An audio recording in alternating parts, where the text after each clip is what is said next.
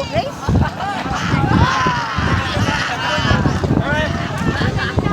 Ako rin nag-iisa dito nag-inap.